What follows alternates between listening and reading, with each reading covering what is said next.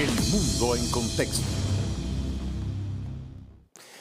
Bien, saludos a todos en casa, bienvenidos a esta edición del Mundo en Contexto. Hoy de un formato especial, porque vamos a estar llevando durante esta hora un programa especial anual de En Detalle, esa sección que todos los jueves nos acompaña nuestro compañero Alejandro Díaz Bonet, quien luego de hacer un riguroso trabajo de selección muy importante, nos va a ofrecer durante la próxima jornada una revisión minuciosa de esos temas importantes. Ya está aquí en el estudio nuestro compañero, como siempre, muy elegante, para revisar en profundidad y en detalle estos temas que a continuación ofrécele a la audiencia. Así es. Buenas noches, Carlos. Gracias. También buenas noches No, yo porque me alejé, ¿verdad? Audiencia. No sé por qué me alejé.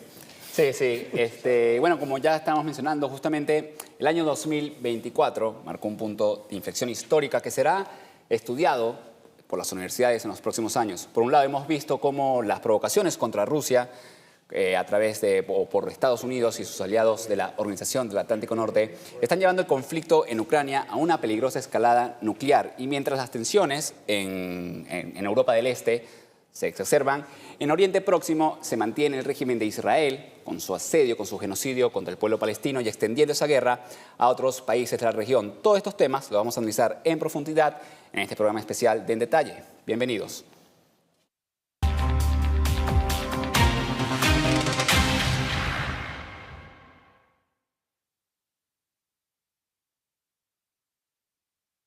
Y en este detalle colocamos la ficha, como ya lo ha dicho Alejandro Díaz Bonet, en dos grandes conflictos en desarrollo que no comenzaron en 2024, pero tuvieron una lamentable continuidad, como es el caso del conflicto de Ucrania, el cual instrumentaliza la OTAN para agredir de forma indirecta, para atacar de forma indirecta a Rusia, y también el desarrollo del genocidio israelí en contra de los palestinos en Gaza y también los conflictos en la región. Para ello vamos a comenzar a echar un vistazo, Alejandro, cómo ha sido abordado parte de estos temas también, el enfrentamiento entre potencias, en este caso la hegemonía occidental en declive ante un bloque emergente como los BRICS, Rusia, China, que están disputándole parte de esa hegemonía a Washington y Bruselas. Exactamente, vamos a empezar, importante, con titulares, por ejemplo, de la BBC, que no es nada aliada a RT o a otro medio prorruso, que dice lo siguiente, titula de esta manera: el milagro alemán se ha terminado y Europa sufrirá las consecuencias. Caput, el libro que explica la caída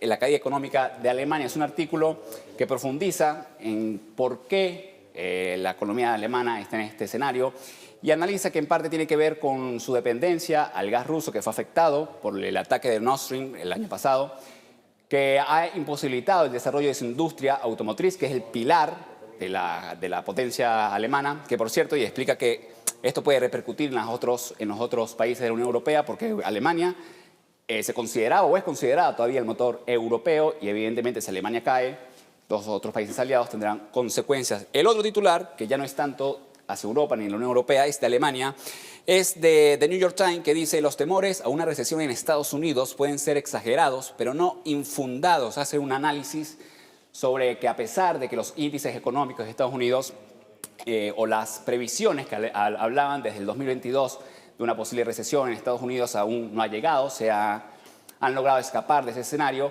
igualito hay índices que demuestran que no es tan peligrosa o no es tan descabellada esta posición, porque mencionas, por ejemplo, en el tema de los desempleados, el aumento del desempleo en Estados Unidos y también del aumento de los indigentes, y que cada vez los estadounidenses poco pueden pagar las deudas. Ese indicador al que se refiere New York Times es también un informe de Bloomberg que habla sobre el indicador del desempleo, que sería el de 2023 el más alto en relación a 3-4 años. Y se menciona que este indicador muy probablemente marcaría la tendencia hacia la probabilidad de una recesión.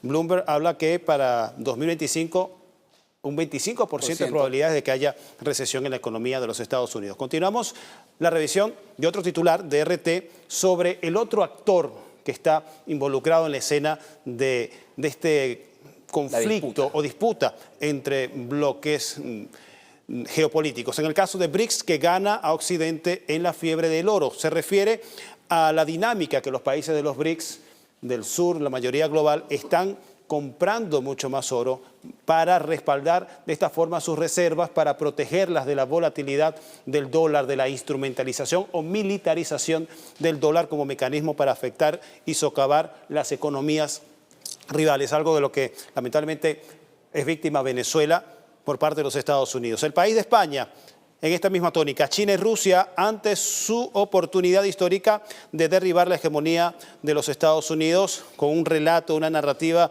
que da cuenta como que si esto fuese algo negativo, algo pernicioso, que lo normal sería la hegemonía de los Estados Unidos. Unidos. Como gobiernos autocráticos. Autocráticos desde la perspectiva de este diario de España, que forma parte de toda esta maquinaria de comunicación hegemónica, de la cual todavía es uno de los pilares de poder de Washington y Europa. Exactamente, y también vamos a enfocarnos ahora en el conflicto ucraniano, porque también las recientes provocaciones occidentales para una escalada mayor en el conflicto ucraniano tiene como origen varios elementos. En primer lugar está la llegada de Donald Trump a la Casa Blanca y en segundo lugar el escenario de una derrota inminente por parte de las fuerzas armadas de Rusia, que no solo están recuperando territorio en el Donbass, sino que también están cumpliendo todos sus objetivos de desnazificar al régimen ucraniano y la desmilitarización del país.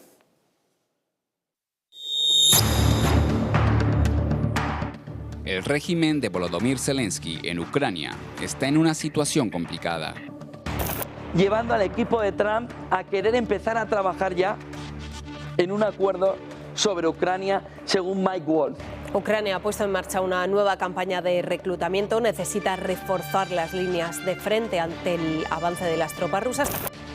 Pero desde Occidente están dispuestos a todo con tal de continuar con su guerra proxy contra Rusia a través de Ucrania. Incluso aunque eso signifique llevar el conflicto a una escala mundial. El presidente Joe Biden autorizó a Ucrania a utilizar misiles de largo alcance proporcionados por Estados Unidos para realizar ataques limitados dentro de Rusia. Precisamente, luego de esta autorización de Estados Unidos, el 19 de noviembre, el régimen de Kiev lanzó 6 misiles ATACMS contra objetivos en la región rusa de Kursk. El 21 de noviembre, utilizaron los sistemas Storm Shadows para atacar la región de Bryansk. A partir de este momento, como hemos subrayado repetidamente, el conflicto regional provocado por Occidente en Ucrania ha adquirido un carácter global. En respuesta, el gobierno ruso utilizó misiles estratégicos contra instalaciones de la región ucraniana Yuzhmash, usando misiles balísticos pero sin ojivas nucleares. Uno de los sistemas de misiles de medio alcance más avanzados del Kremlin y que los expertos lo llamaron Oreshnik. El Servicio de Seguridad ucraniano ha dicho que ya estudiaron cada uno de los restos que fueron a encontrar ahí, que el misil balístico hipersónico de alcance intermedio conocido como Oreshnik ha alcanzado una velocidad máxima de más de 13.000 kilómetros por hora. Tardó solo 15 minutos en alcanzar su objetivo. Toda esta escalada en un contexto donde el régimen ucraniano tiene mucho que perder. De acuerdo a la encuestadora Gallup, más de la mitad de los ucranianos quiere que su país inicie negociaciones con Moscú lo antes posible. Un dato que lo comprueba este video de muchos, donde las madres o parejas de jóvenes ucranianos ven cómo los reclutadores de Zelensky se los llevan obligados para morir en la guerra. Incluso, de acuerdo a medios locales, el sargento mayor de las Fuerzas Armadas de Ucrania, Andrei Sokolov, ha instado a que se permita a los efectivos de los centros de reclutamiento el uso de armas de fuego durante la movilización. En abril de 2024, el líder del régimen ucraniano, Volodymyr Zelensky, rebajó la edad de reclutamiento de 27 a 25 años y además se ha propuesto movilizar a los jubilados militares. Esta idea la expresó la diputada del Parlamento ucraniano en la televisión, donde argumentó que en la retaguardia hay más de 100.000 jubilados militares en edad apta, capaces de llevar armas.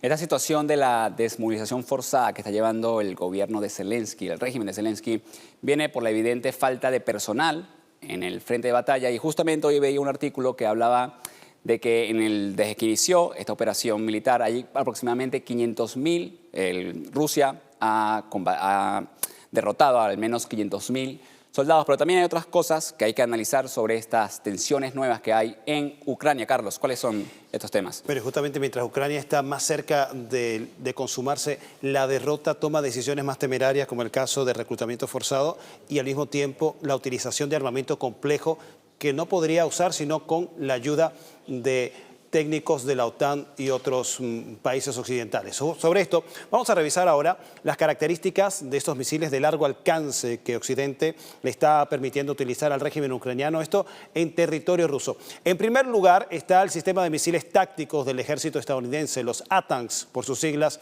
en inglés, que se trata de un sistema de armas de artillería tierra-tierra convencional con un alcance de hasta 300 kilómetros y están guiados por un GPS incorporado que tiene un margen de error de unos 10 metros. Están fabricados por la empresa estadounidense Lockheed Martin, miden 4 metros de largo y pueden pesar más de 2 toneladas.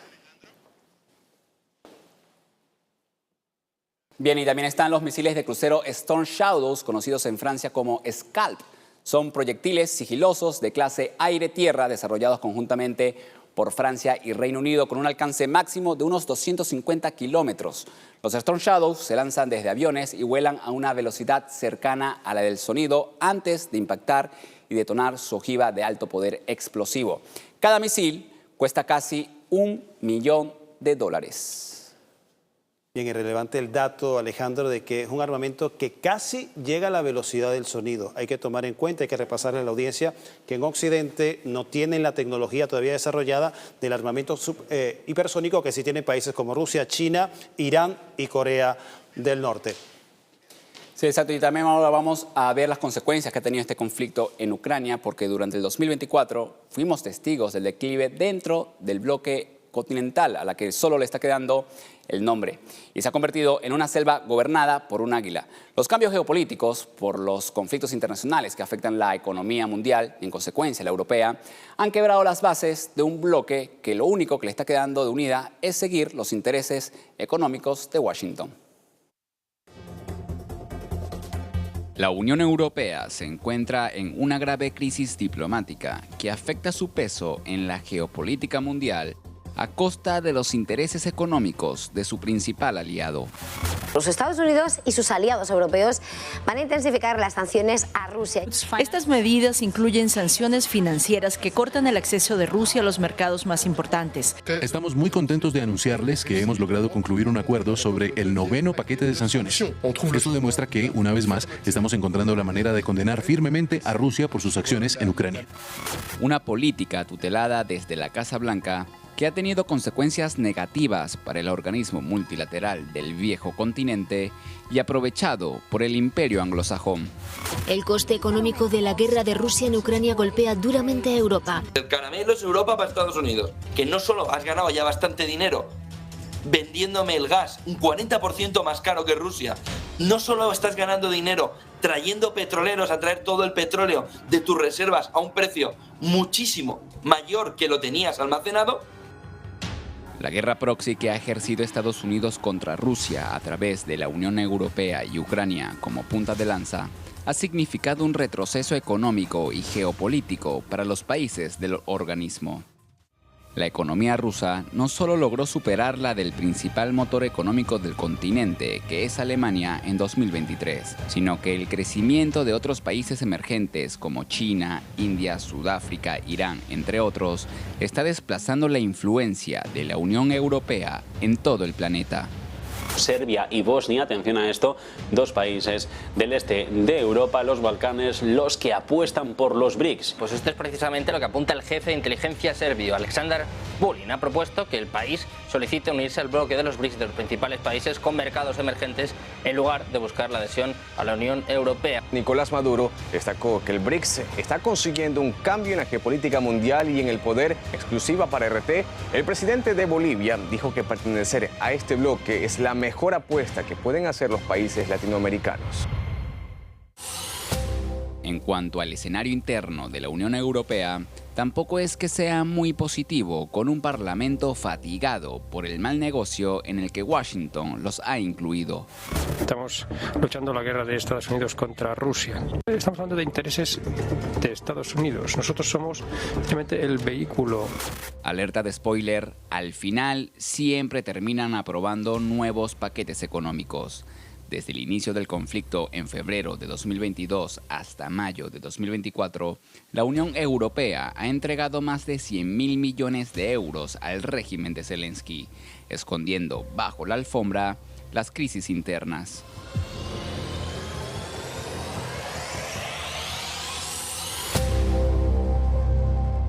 Y aunque en la guerra palestina el apoyo al régimen sionista es casi al unísono, la fractura dentro del Parlamento Europeo está llegando también con lo relacionado a la crisis migratoria. Crisis que es alentada por los conflictos mundiales. Ya hay muy pocas dudas y muy poca gente, pienso yo, que debiera tener dudas ya en este momento de que la clase política europea nos lleva directamente a una guerra continental, una senda, un camino que ellos han negado una y otra vez. Bien, es momento de presentar a nuestro invitado de esta noche para analizar todo este panorama de un occidente en declive y también el surgimiento de un nuevo orden mundial. Así es, Carlos. Hoy nos acompaña el periodista e investigador Taddeo Castiglione, quien es experto en relaciones internacionales, experto en análisis de conflictos internacionales y dirige la página web Trama Internacional. Buenas noches, Taddeo. Muy buenas noches, un enorme placer. El placer que estés aquí con nosotros, Taddeo. Para entrar de una vez en contexto, en tema, te pregunto, ¿la crisis económica y social que está atravesando la Unión Europea es un escenario que se podría prever desde hace tiempo o es una consecuencia directa del conflicto en Ucrania?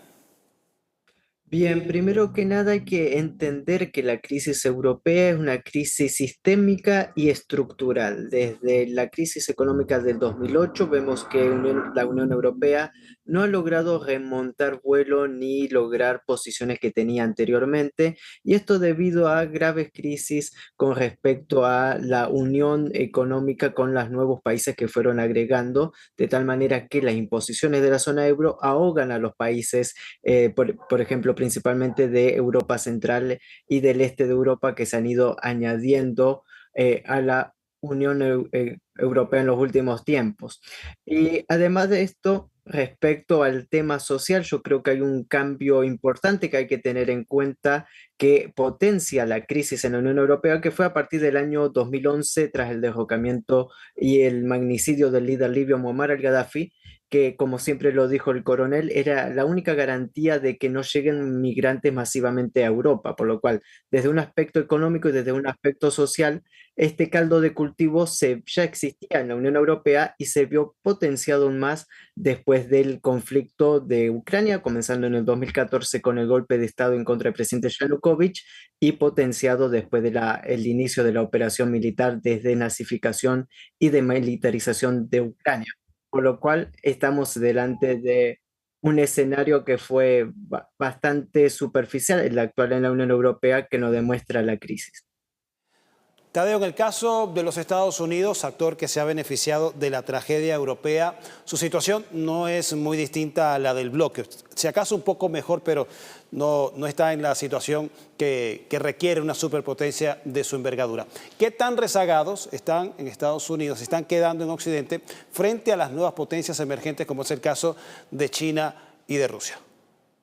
Bien, una muy buena pregunta, estimado Carlos, porque primero que nada hay que comprender que Estados Unidos ha sido el encargado de hundir a la Unión Europea para fortalecer así su liderazgo ficticio sobre la región europea.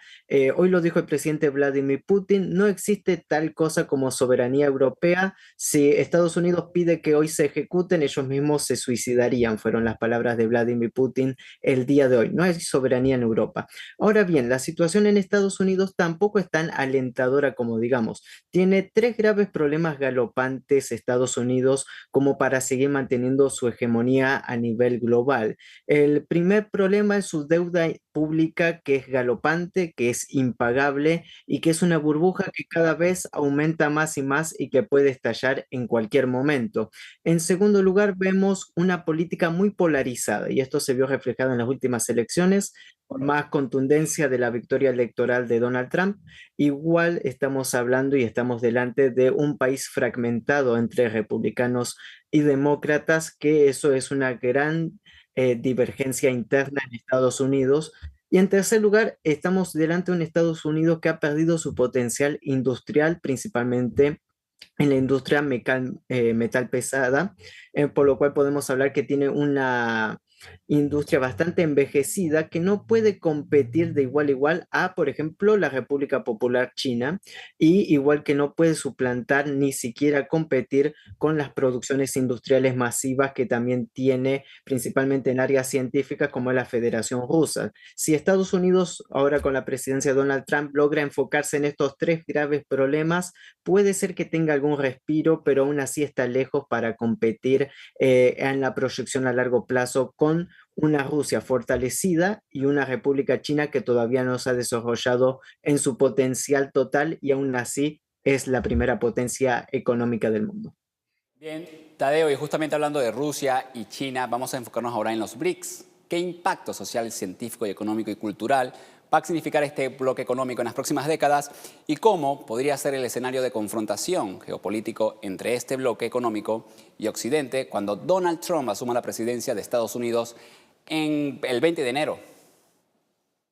Bien, la evolución del BRICS es potencial. Estamos delante de los primeros pasos del BRICS, estamos viviendo una transición hacia el mundo multipolar y en esta transición hacia el mundo multipolar hemos visto un desarrollo muy importante. La cumbre de Kazán celebrada en Rusia, la cumbre del BRICS, en los cuales incluso tuvo una participación más que destacable del presidente Vladimir Putin, pero también demostró que Rusia no estaba aislada y que hay una mayoría global. Pasamos de decir los países del sur global, las potencias emergentes, a decir la mayoría global, porque es realmente el nuevo mundo con su empuje potencial detrás. Lógicamente, como cualquier proceso de transformación lleva décadas, es un proceso y estamos en el camino hacia el mundo multipolar, por lo cual todavía hay muchos pasos que dar, hay muchos pasos hacia adelante, pero lo que se está viendo y lo que se está reflejando marca una gran potencialidad hacia el futuro. Respecto a la presidencia de Donald Trump, recordemos que Donald Trump es una persona muy pragmática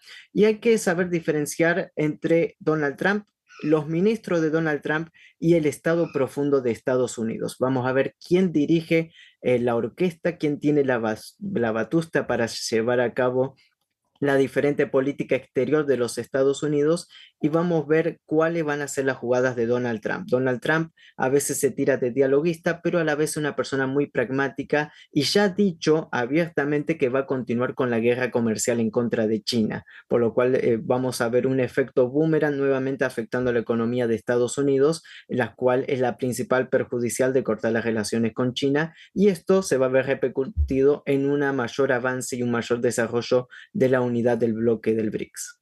O sea, el foco ahorita de Donald Trump de Estados Unidos se lleva ahora hacia China, hacia Asia.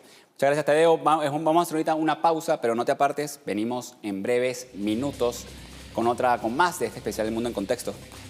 Puntos de contacto en las redes sociales, el de Alejandro Díaz Bonet. Alejandro. Por Instagram soy Díaz Bonet, @DíazBonet, y por TikTok díaz.bonet. Y este servidor por TikTok, @soy Arellán, y en Instagram como soy Carlos Arellán, punto de contacto en donde podemos estar en comunicación a través de la dinámica que nos ofrecen las redes sociales. No se aparte, en minutos estamos de vuelta y seguimos con nuestro invitado especial, Tadeo Castiglione, analizando en detalle en este programa especial.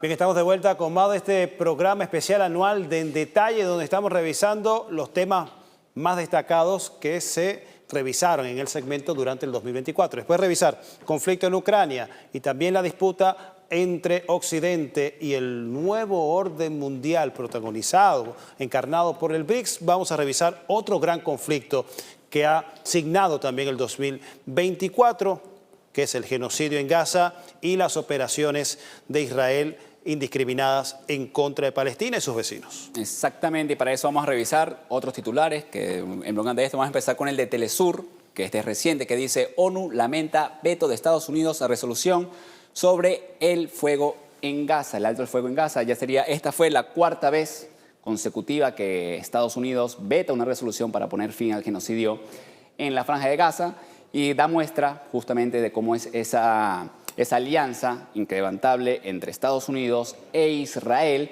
donde siempre o lo apoya diplomáticamente o lo apoya también a través del financiamiento y el apoyo bélico. Y está el otro titular que dice: la ONU califica por primera vez como genocidio las acciones de Israel en Gaza. Este titular es de hace unos meses, se tardaron un poco en calificar lo que está haciendo Israel en la Franja de Gaza como un genocidio, pero da muestra de cuál es la realidad actual o el estatus actual que tiene Israel en la comunidad internacional, Carlos. Me basta conseguir las imágenes que se publican en algunas redes sociales para darse cuenta que llegaron tarde a la calificación de genocidio. Revisamos ahora el titular del país de España. Un año de guerra en Oriente Próximo, como un conflicto local casi olvidado, se refieren al conflicto palestino-israelí, devino en contienda regional con consecuencias globales. Durante un año esto movilizó a la opinión pública global, puso contra la pared a varios gobiernos que tuvieron que pronunciarse en reconocimiento al Estado palestino y a elaborar algunos pronunciamientos timoratos de condena hacia Israel. Mientras tanto, CNN en español dice y remarca que cerca del 70% de los muertos, no son muertos, son asesinados en Gaza, son mujeres y niños según la ONU. De los más de 44.000 asesinados, 70% son mujeres y niños, lo que daría cuenta de una operación selectiva y deliberada para afectar justamente a este segmento de la población en Palestina. Y sobre esto, el genocidio que está cometiendo el sionismo israelí en la Franja de Gaza está alcanzando y dejando una fractura irreparable para el pueblo palestino. Aparte de ver cómo sus casas, sus tierras y sus vidas son destruidas por las bombas de los ocupantes, en esa tierra existen personas con sueños, con familias y un futuro que está siendo devastado por los intereses geopolíticos de la élite occidental. Así es el día a día de las personas que sobreviven a los ataques sionistas de Israel. Niños llorando por la pérdida de padres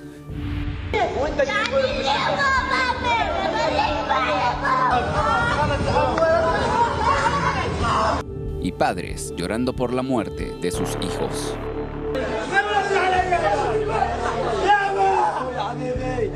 Una realidad que quiebra a los periodistas que se encuentran en la Franja de Gaza en el momento de salir en vivo para explicar la situación que padecen miles de personas en el enclave asediado.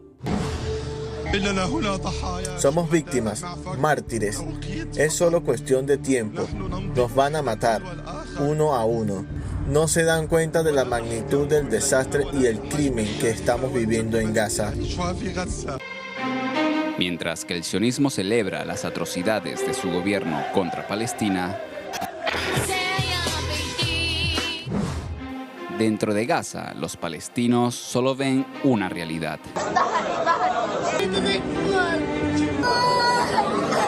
Según cifras oficiales, más de 42.000 personas fueron asesinadas y casi 100.000 heridos por los bombardeos de Israel en un año de agresión sionista.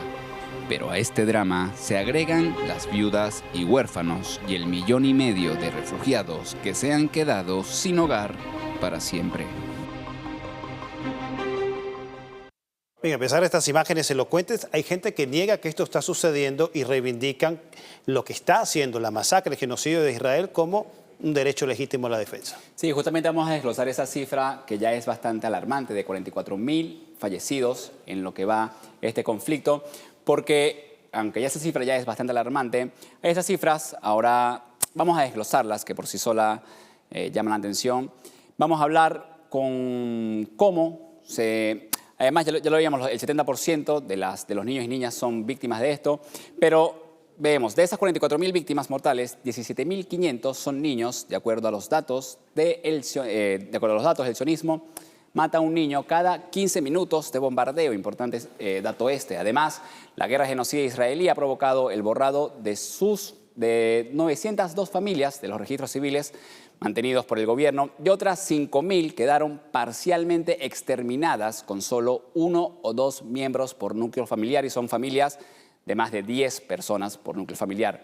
También han muerto más de 11.500 mujeres producto de la agresión sionista, y según las Naciones Unidas, las mujeres y los niños palestinos se han visto afectados desproporcionalmente por el actual ataque israelí en Gaza, con consecuencias devastadoras para su salud, seguridad y bienestar. Bien, pero además de las víctimas palestinas, la guerra genocida que emprende Israel en la Franja de Gaza se ha cobrado la vida de otras personas. Entre las víctimas también hay 986 miembros del personal médico, lo que supone casi uno de cada 40 víctimas conocidas, afectando directamente el ya debilitado sistema de salud en la Franja de Gaza. Las fuerzas de ocupación israelíes también han atacado a periodistas en el enclave palestino, matando al menos a 175 de ellos, junto con 85 oficiales de defensa civil. Con respecto al caso de los periodistas, cada 3 días en promedio están asesinando a un reportero en la Franja de Gaza, y de acuerdo a organismos que llevan esta estadística, parecería una política o estrategia deliberada de Israel para impedir que se conozca lo que está sucediendo en la Franja. Sí, muy bien, Tadeo. Vamos a volver contigo con el analista internacional e invitado especial para este programa de En Detalle. Tadeo, te pregunto, a partir de 2025, ¿será Oriente Medio un nuevo escenario de confrontación entre las principales potencias globales? Bien, vemos una evolución y un repliegue estratégico de Estados Unidos en los cuales se está tratando de mantener su hegemonía en la zona de Asia Occidental o Medio Oriente, como se suele llamar, y esto provoca una suerte de choque que hemos visto reflejado en estos últimos tiempos con esa quinta columna regional que es el Estado de Israel, que está ahí para debilitar la unión de los países árabes y para continuar siendo un ariete en contra de la estabilidad en la región por claros intereses económicos y geoestratégicos. El avance de Rusia y China en la región es indudable, pero este avance, a diferencia de estar basado en armamento, en la muerte, en la destrucción, se basa en la construcción, en el diálogo y la paz. China ha sido garante de paz entre Arabia Saudí e Irán. China lleva a cabo su magnífico plan de la franja y la ruta, en los cuales el transporte económico y la transformación económica de los países se ve potenciada y hay una gran recuperación. Y bueno, todos estos movimientos, incluso el corredor norte-sur de la Federación Rusa, que conecta económicamente y energéticamente a Rusia con Emiratos Árabes, con Irán, con la India, esto perjudica a la economía de los Estados Unidos. Por ende, estamos delante de un año 2025 en los cuales vamos a ver importantes movimientos, importantes configuración regional, pero tengamos en cuenta estos dos actores, si lo podemos poner de esta manera. Uno que trata de dividir, provocar y llevar a cabo la guerra, y el otro que quiere construir y permitir un camino hacia la paz. Tadeo, otro aspecto dentro de esta crisis en Oriente Medio o Asia Occidental es sobre la Corte Penal Internacional. ¿Qué puede pasar tras las órdenes de arresto justamente de la CPI contra miembros del régimen sionista? ¿Son insuficientes los discursos que se vierten desde las Naciones Unidas, por ejemplo, para detener el genocidio en Gaza? Todos los países firmantes del Estatuto de Roma están obligados por legislación internacional a cumplir con la demanda de arresto dictada por la CPI. Eso no tiene que quedar duda según la legislación internacional. Pero ahora lo que vale la legislación internacional luego de un año entero de genocidio, pues bueno, vamos a ponerlo en tela de juicio y en duda. Vemos que se ha llegado tarde, como bien mencionabas, a estas investigaciones en contra del régimen de Netanyahu, y vemos también cómo el régimen de Netanyahu se ha manifestado con una gran impunidad ante todo este genocidio transmitido en vivo y en directo. De esta manera podemos afirmar que si bien se tienen que cumplir las resoluciones, también vemos que muchas veces nos quedamos en palabras y no se transforman en hechos tangibles en la arena internacional, lo cual ha permitido que hasta el momento el régimen infanticida, el régimen en contra de los derechos humanos de Netanyahu se haya salido con la suya.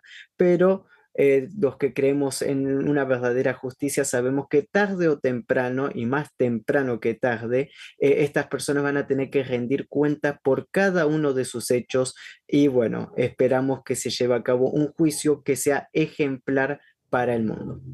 Y ahora vamos a poner la situación justamente en el foco interno de Israel, del gobierno, porque el gobierno ahora de Benjamín Netanyahu está pasando por una profunda crisis política. Si de acuerdo a las encuestas locales, la mayoría de la población hebrea en los territorios ocupados está de acuerdo con la matanza del pueblo palestino. Bien, hay un dicho muy popular que seguramente ustedes conocen que dice, una cosa es llamar al diablo, invocar al diablo y otra cosa es verlo llegar. Es lo que sucede con las personas que han sido criadas en el régimen sionista, en los cuales se le ha lavado el cerebro y que buscan el exterminio a toda costa del pueblo palestino, ocupar la Franja de Gaza, ocupar toda Palestina y formar el Gran Israel. Bueno, una cosa es tener esos deseos y otra cosa es lograrlo.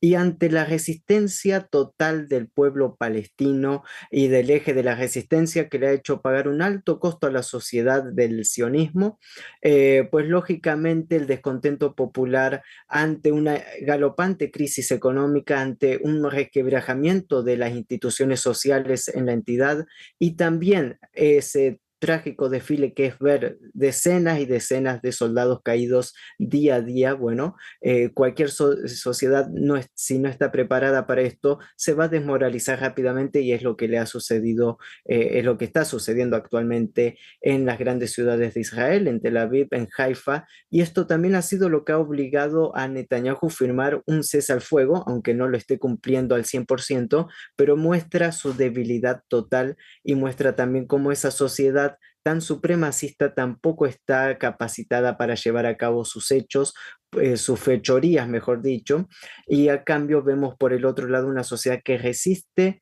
a defender lo que realmente le pertenece, demostrando una gran dignidad ante tanta miseria humana. Un Estado de Israel que depende para su seguridad del suministro constante de armamento por parte de los Estados Unidos y de Alemania, que sería el otro país después de los Estados Unidos que suministra el armamento para Israel para perpetrar este genocidio, el cual hay que remarcar porque siempre se habla de Washington, pero también hay que mencionar que de Europa, el caso alemán está también contribuyendo para la continuación de esta masacre en contra del pueblo palestino, y lo cual, como ya bien lo apuntabas, está conduciendo, generando una serie de malestares internos en Israel, no por la matanza que lleva contra los palestinos, sino por las consecuencias internas que esto está generando, caso del el debilitamiento de la economía interna de Israel, que también hay que mencionar la resistencia que realizan los hutíes en Yemen y el ataque que hacen contra los barcos mercantes que estarían dirigiéndose hacia puertos israelíes luego de no advertir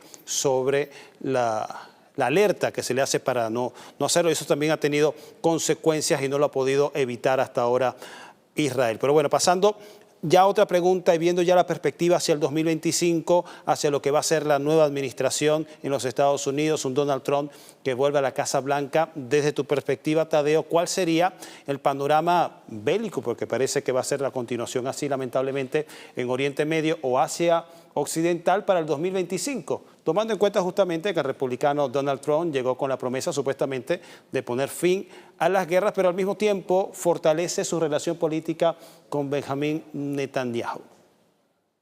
Hay que destacar que todo el gabinete de Donald Trump es el tren fantasma, uno más peor que el otro y locos verdaderamente por el sionismo, gente muy fanática a favor del Estado de Israel. Y hemos visto que esa frase de Donald Trump de que va a imponer la paz, dijo que va a imponer la paz de manera contundente, palabras que nos remontan a Ronald Reagan, que decía frases similares, por lo cual si imponer la paz a toda costa va a ser mediante el exterminio de algunos de los actores regionales, pues bueno, no vamos a encontrar esa paz y ya se ha demostrado en más de un año de resistencia en los cuales el eje de la resistencia ha golpeado duramente la cabeza de la serpiente, como se suele llamar, y ha demostrado su gran valía y que ni siquiera Estados Unidos, a través de las operaciones en diferentes lugares, lo han podido detener.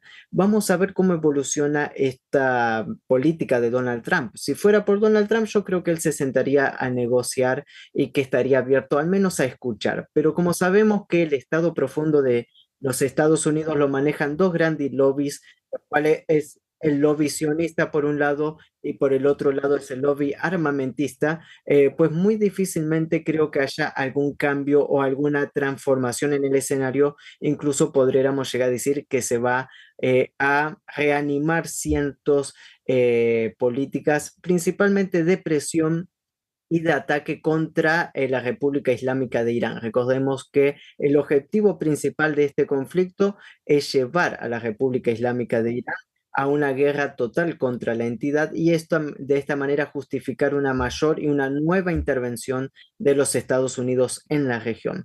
Pero como bien mencionabas, Irán tiene armas que ni siquiera Estados Unidos tiene, y las contestaciones que ha hecho Irán a lo largo de este año en contra del régimen sionista, impactando en Tel Aviv y en zonas y bases estratégicas de la entidad, demuestra que Irán está totalmente capacitada para generar un grave daño si alguien llega a cometer algún error. Por eso vamos a tener un panorama 2025 bastante candente, bastante interesante, y hay que prestar atención a cómo se van a estar reacomodando los diferentes fuerzas y el equilibrio total de las fuerzas en la región, sin también dejar de considerar cómo el gobierno iraní es soporte y columna estructural del eje de la resistencia, y cómo el gobierno iraní también, al formar parte del BRICS y al formar parte también de la organización de Shanghái, los cuales también es de lucha contra el terrorismo y de seguridad regional, tiene un respaldo importante del mundo emergente del sur global, de la mayoría global, principalmente de la Federación Rusa y la República Popular China, por lo cual una locura contra Irán no sería tolerado.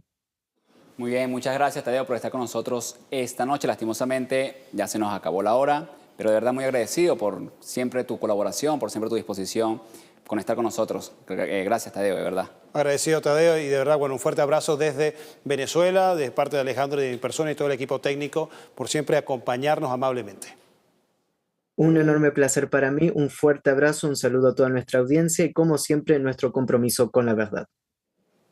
Muchas gracias, Tadeo. Bien, y cerramos este programa especial En Detalle, programa especial anual con Alejandro Díaz Bonet, y de verdad me complace. Siempre compartimos acá en el estudio, pero por primera vez lo hacemos acá en este espacio que es el tuyo dentro del Mundo en Contexto. Así es, también agradecido por estar acá, este programa especial. Cambiamos un poco la dinámica de otras secciones, pero de verdad, placer siempre estar con Carlos aquí en el Mundo en Contexto. Y bueno, espero que les haya gustado este programa especial de En Detalle, y atento con lo que sucede en el 2025. Importante todos estos acontecimientos. Si el 2024 fue noticioso, el 2025 será bastante noticioso también. Hay que reconocer el trabajo que hace Alejandro, todo el equipo de producción, para llevarles todas las semanas este segmento para revisar en profundidad aquellos temas que requieren también un análisis desde esta perspectiva. Y gracias también a nuestros colaboradores, como el caso de Tadeo Castiglione. Muchísimos más han pasado por este segmento y ellos también son parte de esta producción. Este reconocimiento también para cada uno de esos colaboradores, como también un reconocimiento para todos ustedes, porque su sintonía es el mejor premio que nos podemos ganar todas las noches, tanto Alejandro como este servidor, y es un reconocimiento también para todo el equipo técnico involucrado en este programa. Como decimos siempre, nos despedimos. Nuestros puntos de contacto, vamos a repasarlos otra vez. Alejandro. El mío por Instagram me pueden encontrar como Díaz Bonet con 2 N y T al final. Y en aquí TikTok está acá abajo. Con Díaz.bonet. Está aquí abajo la red. Y el de este servidor, en TikTok me puedes conseguir como @soyarellán y en Instagram como soy Carlos Arellán. Un abrazo a todos ustedes. La invitación es para que continúen con la programación que les ofrece Venezolana de Televisión. Ya le pusimos el contexto al detalle. El detalle al contexto. El detalle al contexto. Vamos pues. Gracias.